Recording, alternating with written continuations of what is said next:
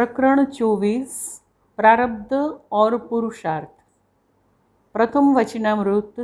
कर्महीन को क्या मिले? कर्महीन को क्या मिले? सकल लोग को भोग, द्राक्ष पकन के समय में होत कंठ को रोग। सकल पदार्थ है जग माही, भाग्यहीन नर पावत नाही। એ વિધાન બહુ જાણીતું છે। પૂજ્ય શ્રી અહીં સ્પષ્ટ જ કહે છે કે જે વ્યક્તિના ભાગ્યમાં જ જો ભોગ્ય પદાર્થ ન હોય તો તેને તે પ્રાપ્ત થતા નથી। કેટલાય શ્રી સંપન્ન લોકોને અનેક જાતના ખાનપાન ઉપલબ્ધ હોય છે, છતાં ડાયાબિટીસ કે એવા જ કોઈ રોગને કારણે તેઓ તે ભોગવી શકતા નથી। પૂજ્યશ્રીએ દૃષ્ટાંત આપ્યું છે કે દ્રાક્ષ પાકીને મધુર થાય ત્યારે જ ભાગ્યહીન મનુષ્યને કંઠનો રોગ એટલે કે ગળું દુખવાનો રોગ થાય અને તે તેનો સ્વાદ ન લઈ શકે। આમ ભાગ્યહીન વ્યક્તિને સકળ લોકના ભોગ સન્મુખ હોવા છતાં તે પ્રાપ્ત થતા નથી। वचनामृत 2 संतति प्रारब्ध के अधीन। होत भलो के सुत बुरे, लखे बुरो के योग, याते निश्चय कर बना हे अदृश्य का भोग। अर्थात કેટલીક વાર સારા લોકોના સંતાન ખરાબ હોય છે, તેમને ખરાબ સંતાનોના યોગ લખેલા હોય છે, અથવા તેમનો એ ખરાબ સંતાનો સાથેનો યોગ જાણવો જોઈએ। બનાદાસજી કહે છે કે આનાથી નિશ્ચય કરો કે એ નહીં દેખાતા પ્રારબ્ધનો જ ભોગવટો છે। સંતતિ પુણ્યમ આખ્યાતિ, અર્થાત સંતાન એ તમારું પુણ્ય છે કે નહીં તે કહી બતાવે છે। જો પૂર્વજન્મના પુણ્ય હોય તો સારા સંતાનો થાય, પરંતુ પૂર્વજન્મના સત્કૃત્યો ન હોય તો ખરાબ સંતાનો થાય કે જે દુઃખ આપે, અપજશ લખાવે, ચિંતા કરાવે, માતા પિતાની સંપત્તિ નષ્ટ કરી નાખે અને બધું જ ધોળું કરી નાખે। આ બધો નહીં દેખાતા પ્રારબ્ધનો જ ભોગવટો હોય છે, તે નિશ્ચિત છે। વચનામૃત 3 કર્મફલ भोगना ही होगा। मुंबई तारीख 17/9/1950।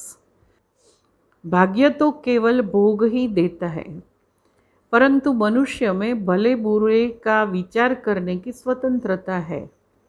इसलिए बुरे कर्म का दोष पात्र वह मनुष्य ही होना चाहिए।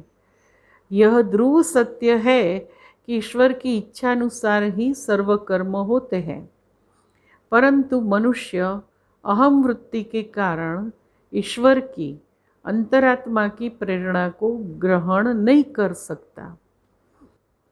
जब तक मैं कर रहा हूँ ऐसी वृत्ति है, तब तक कर्मफल के कष्ट के लिए हम ईश्वर को दोष पात्र कैसे गिन सकते हैं? कर्म करने में मनुष्य स्वतंत्र है। यदि वह प्रभु प्रेरणा के अनुसार विचार करे तो असत कृत्य की वृत्ति उसमें उठेगी ही नहीं और अच्छे सत्कर्मों के भोग संजोग अनायास ही होते रहेंगे। बस अनन्य भाव से भजन करो, वह अंतरात्मा की आवाज को अनुसरो। ઉપર એક પત્રમાંથી થોડો અંશ આપ્યો છે। પૂજ્યશ્રી જણાવે છે તે મુજબ ભગવાન જ કરતા છે એમ ખરા હૃદયથી સ્વીકારવામાં આવે તો સારા કર્મો જ આપણાથી થશે। જો આ ભાવ અંતરથી હોય તો નિષિદ્ધ કર્મ થશે જ નહીં, કારણ કે ભગવાન એવા કર્મો ન જ કરવા દે તેમ તુરત આપણા મનમાં વિચાર આવે છે। બાકી હું કરનારો છું એવો ભાવ ઊંડે ઊંડે પણ હોય તો અહમભાવથી કર્મ આપણે કરીએ છીએ અને તેના ફળ માટે ઈશ્વરને માથે આળ ચડાવીએ તે યોગ્ય નથી। પ્રારબ્ધ એટલે જ આપણે કરેલા કર્મનું ફળ, તે તો ભોગવવું જ રહ્યું। वचनामृत 4। अध्यात्म में दृढ़ निश्चय और पूर्ण परिश्रम। स्वाध्याय तप का फल है। आध्यात्मिक विषय में कार्यम साधयामी देहम वा पातयिष्यामी, कार्य पार पाड़ीश अथवा देह पाड़ी नाखीश, ऐसा दृढ़ संकल्प प्रथम जरूरी है। व्यवहार शुद्धि से मन शुद्ध होता है, मन शुद्धि से सत्व शुद्धि होती है। व्यवहार शुद्धि के लिए साधन करो, परम तत्व बुद्धि से परे है। नीति से कार्य करना ही व्यवहार शुद्धि है। सुने हुए का आचरण करो।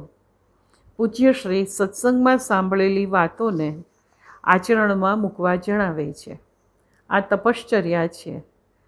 નીતિથી વર્તવાથી પરમાત્માને પામવાની પાત્રતા આવે છે. પરમાત્મા બુદ્ધિથી પર છે, પણ પાત્રતા થતાં નિજેચ્છાએ પ્રકાશે છે.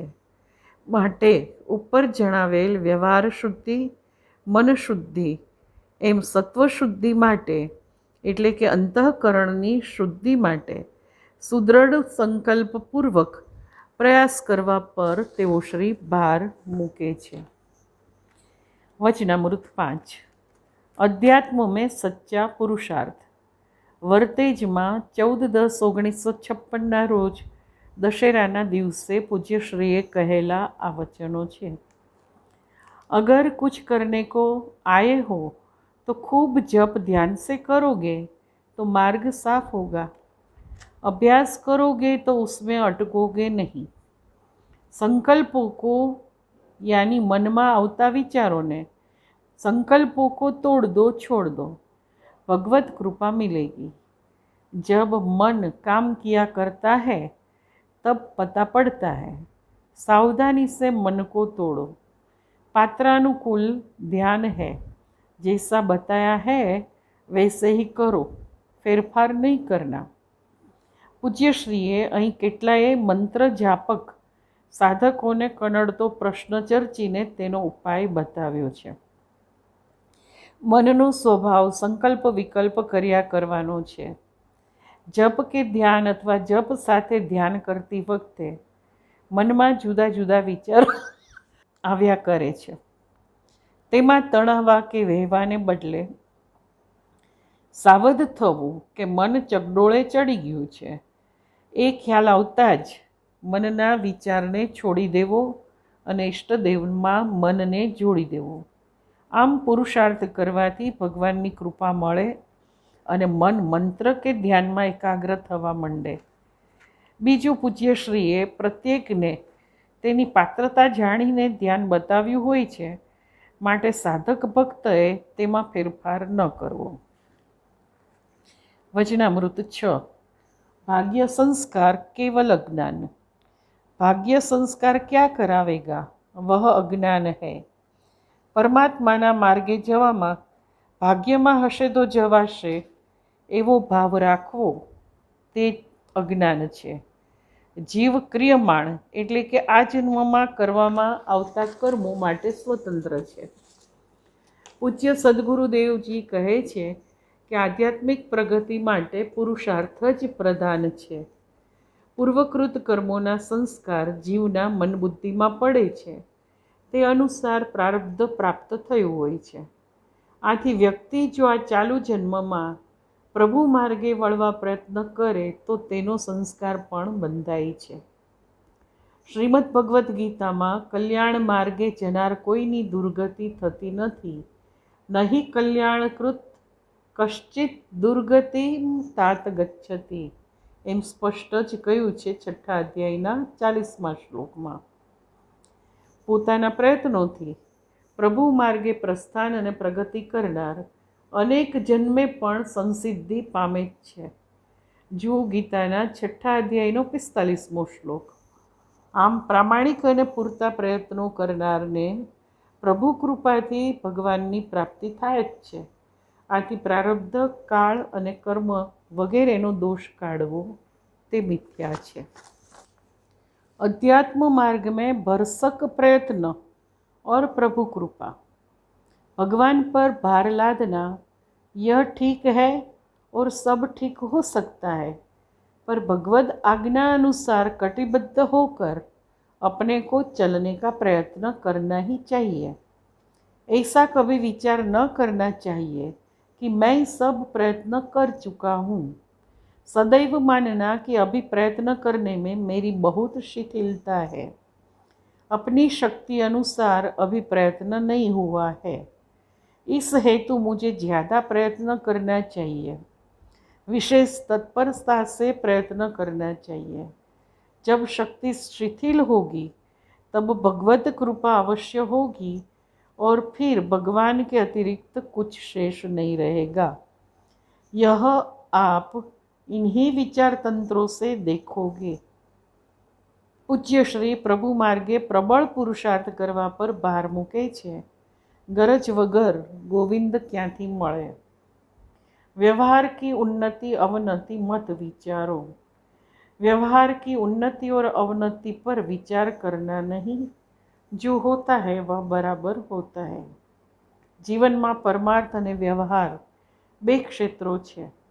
माणस व्यवहारनी एटले के दुनियादारी जीवननी चढ़ती पड़ती ने वधारे महत्व आपे छे अने तेनी ज चिंता कर्या करे छे।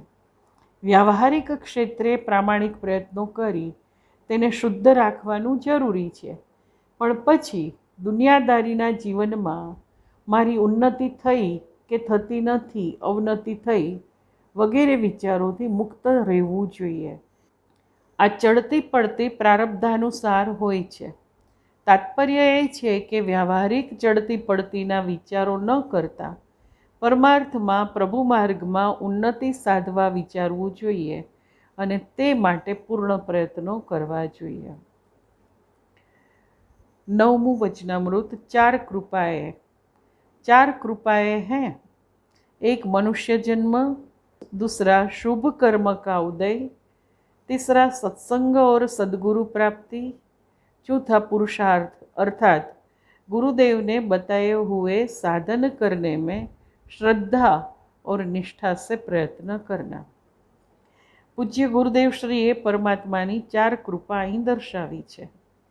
पहेलुं मनुष्य जन्म, बड़े भाग मानुष तन पावा।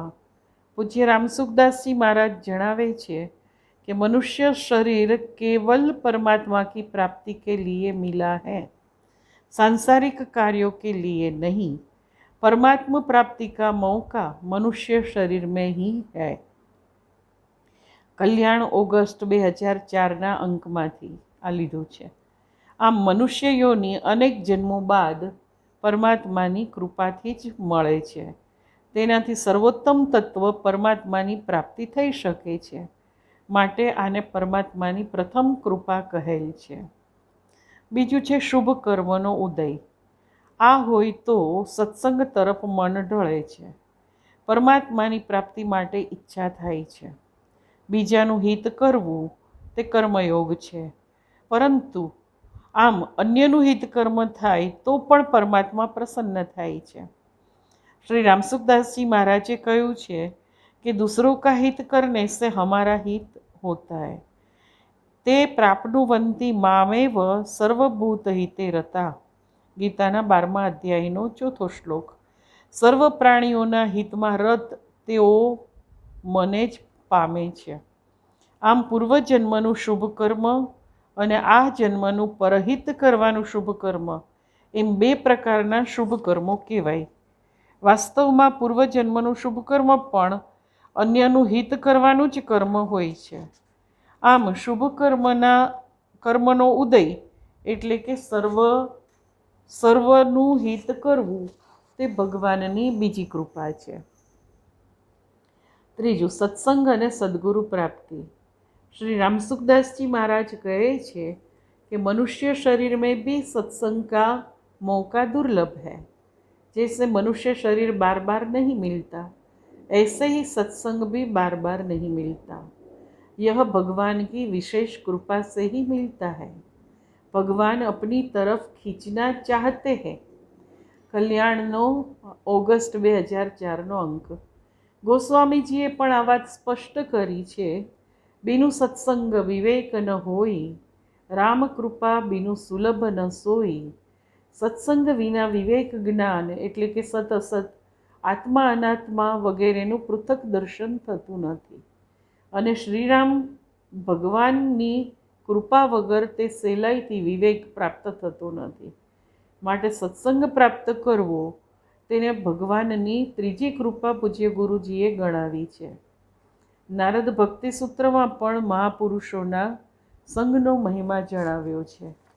સદગુરુ એટલે બ્રહ્મનિષ્ઠ શ્રોત્રિય ગુરુ. પૂજ્ય સદગુરુદેવ શ્રીએ જણાવ્યું છે કે સંત મહાત્મા બહુત है, सब अलग अलग स्तर पर ऊंचे पहुंचे हुए होते हैं. शास्त्रों में कहा गया है कि ब्रह्मनिष्ठ और श्रोत्रिय गुरु करना चाहिए. ब्रह्मनिष्ठ यानी आत्मनिष्ठ, अर्थात जिन्होंने भगवान को साक्षात किया है वे. ब्रह्मनिष्ठ यानी ब्रह्मणि निष्ठा मानी स्थिति. तात्पर्यतया वर्तनम यस्य सह ब्रह्मनिष्ठ, यशो वै तत्पर ब्रह्म वेद ब्रह्मेव भवति. परब्रह्म को जानने वाला खुद भी ब्रह्म ही हो जाता है. तद विज्ञानार्थम स गुरुमेव अभिगच्छति. समित पाणी ही श्रोत्रियम ब्रह्मनिष्ठम मुंडकोपनिषदમાં કહ્યું છે. तद विज्ञानार्थम એનો અર્થ છે उस परब्रह्म के विज्ञान के लिए. विज्ञान એટલે विशेष बोध के लिए, એટલે કે अनुभूति के लिए. हाथ में कुछ समिध यानी यज्ञ काष्ठ लेकर ब्रह्म को जानने की इच्छा वाला मुमुक्षु को गुरुदेव के समीप जाना चाहिए. श्रोत्रिय यानी सकल वेदादि शास्त्रों का ज्ञाता, यानी रहस्यों का ज्ञाता, युक्ति दृष्टांत से समझाने की क्षमता वाला, और ब्रह्मनिष्ठा यानी सदा ब्रह्म में रहती है जिसकी निष्ठा ब्रह्म के समान भाव को धारण किया है वह, यानी ब्रह्म से तादात्म्य साधा है जिसने वह ब्रह्मनिष्ठ. एनो अर्थ अपने इष्ट में तादात्म्य भाव सिद्ध है जिसका वह ब्रह्म का स्वरूप सतचित आनंद है. श्री सद्गुरुदेव की सन्निधि में चतुर्थ भागना पाना नंबर 490 આ શ્રોત્રિય બ્રહ્મનિષ્ઠનો અર્થ છે તે લેવામાં આવ્યો છે. ચોથી કૃપા છે પુરુષાર્થ. આ ચોથી કૃપા આત્મકૃપા છે, એટલે કે પોતે કરવાની કૃપા છે. સદ્ગુરુદેવ શિષ્યનું આંતરિક સ્તર જાણીને તે મુજબ અધિકાર પ્રમાણે સાચી મંત્ર દીક્ષા સાધના ક્રમ આપે છે. આથી શિષ્યે પૂર્ણ શ્રદ્ધા અને નિષ્ઠાથી ગુરુ નિર્દિષ્ટ સાધનમાં પૂર્ણતઃ પુરુષાર્થ કરવો જોઈએ. પ્રથમ જણાવેલી 3 કૃપાઓ હોય પણ જો આ ચોથી કૃપા નહીં હોય તો જન્મ વ્યર્થ જાય છે. ગીતામાં કહ્યું છે આત્મૈવ હિ આત્મનો બંધુ. ખરેખર આત્મા જ આત્માનો બંધુ એટલે કે સહાયક આપ્તજન છે. માટે વ્યક્તિએ પોતાના ખરા કલ્યાણ માટે, શ્રેય માટે પૂરા અને પ્રામાણિક પ્રયત્નો કરવા જોઈએ. વચનામૃત 10. કર્મ વિચારપૂર્વક ભુગતના. કર્મ ભોગના વિચારપૂર્વક વહી અનુભવી ભક્ત હૈ. કેટલાક લોકો કર્મોનો ભોગવટો હાય હાય કરીને કે દુઃખપૂર્વક વિષાદથી ભોગવે છે. પૂજ્યશ્રી કહે છે કે કર્મ ભોગવવાનું જ છે તો તે ભોગવવાથી પાપ છૂટી જશે. સામી વ્યક્તિ તો પીડા માટે નિમિત્ત જ છે એવા ભાવથી અંતરમાં જરા પણ અંચળો રાખ્યા વગર, એટલે કે ખરી સમજપૂર્વક ભોગવી લેવું તે અનુભવી ભક્તનું લક્ષણ છે. આવો ભાવ જે રાખે છે તેને જ સાચો ભક્ત કહેવાય છે. ઓમ શ્રી સદ્ગુરુદેવાય નમઃ.